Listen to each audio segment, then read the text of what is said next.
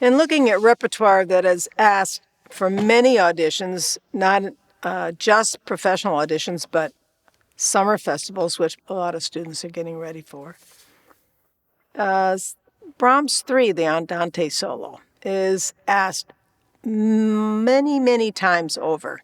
And I feel like you have to think about what Brahms was thinking, because he was a horn player. Not many people know that. He played natural horn. This solo was written for a natural horn, for the Waldhorn, horn without vowels. So if you approach it, that may be the wrong approach because it's, expressive. It's not forte.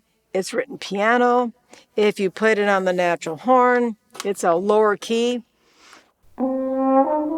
So immediately it's sort of hand muted a little bit. So having that approach to Brahms 3, I think, is important. So that's sort of the style and the singing character. I think another important part of this is rhythm, because people may be sitting on your committee and they're going to be counting on their leg or counting somehow, toes. But it has to be expressive, but it still has to be in time because it has to be played in the orchestra. When you are not playing in time, people notice it the most in an audition. You don't have to be rigid as a post, but you have to have that flexibility within that time frame because it won't fit in the orchestra. And that is the first thing you'll get eliminated when you're taking a professional audition, is time, is the rhythm. Using a metronome, subdividing, you say it all the time. But if you approach playing this a couple times,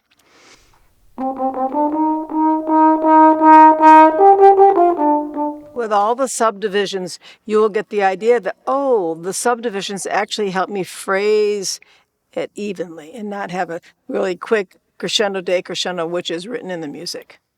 Playing it in time, playing it with a really sweet sound that you want, intonation, knowing what part of the chord you're in when you start playing this. Another thing that I like to add to this is two things. I have my students and myself, when I play this, I practice at flutter tongue because it makes me use the correct air, blowing forward and not holding back. That seems to help me. Two, I think you need to know what goes on in the cello section because the cellos have this also, and do the up or down bow.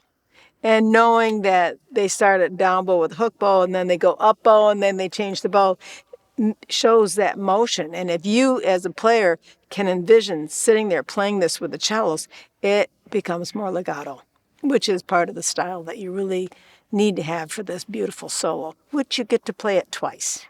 When you flutter tongue, it's the front part of your tongue. It's not the back, it's the front part. And it's, I had a student was trying to learn, and I said, well, did you ever play motorboat in the tub? And he looked at me, I said, well, my grandson plays motorboat. And he goes, I said, so if you're going, just add your tongue. And he did it. So the front part of your tongue is going up and down, yeah. So to play really high in the literature, you have to really blow a lot of air, but it's not closing things down at the same time. I use the flutter tongue as a technique to bring my air forward. You can't use tension. If I try to flutter and doesn't work if I have too much tension in me. Some people can't flutter tongue. They think they can growl instead, and I think that's not correct. I don't think you should growl. So I don't have them. I'll just have, if they play Brahms, I'll have them do that. I wouldn't have them try to growl because it's not producing the right kind of air. However, I've had a number of students learn how to flutter tongue by saying a couple different words. And someone just told me the other day that he saw a speech pathologist who was from Denmark. I went, another student saw a speech pathologist and learned how to flutter tongue. So it can be learned. But I use it because it makes me blow the right kind of air out here, and I can't hold it. So I do it in all kinds of excerpts. I do it in Mozart. I do it in Beethoven. I do it in my etudes. It's something I've used for years to get the right kind of air forward, not held back here. And you can do it on the mouthpiece. I'll demonstrate by... And you realize you're just producing air. You're not doing it by tension. So it's something that I use, and I get discouraged when they say they can't flutter tongue. I'm like, well, shoot. But I think it's important to try to learn, because there's way too much literature today that you have to flutter tongue. It's not just in Don Quixote, you see flutter tongue. No, you see it in all the contemporary literature. It's all over the place. And to be able to flutter tongue easily, I think is beneficial for your playing. Air-wise, I think is challenging in this for some people. I'm not 6'2", and you have to be able to play efficiently in this solo, as in many other solos. And I had a wonderful mentor, and I played with him for many years, and I studied with him a lot, and that was Mr. Arnold Jacobs. And he made you realize you needed to continually take air in and use it with ease. If you get too low in your air capacity, that means you start breathing with tension, and you don't want to play with tension. You want to have ease. You go listen to some of your favorite vocalists, and I was very fortunate as a young player to see Pavarotti sing Tosca, and you're just looking up at the stage going, how does he do that?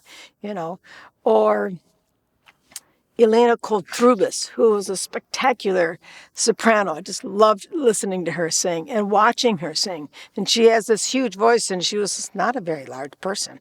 And it's efficiency. So I think learning how to play efficient and then putting it into a solo like this is terribly important. But realizing that you have to breathe. It's not a bad thing. People have to breathe all the time. And so maybe you can adapt your breathing into a solo where the cellos have to change bows, and that's okay, because they can't play with one bow.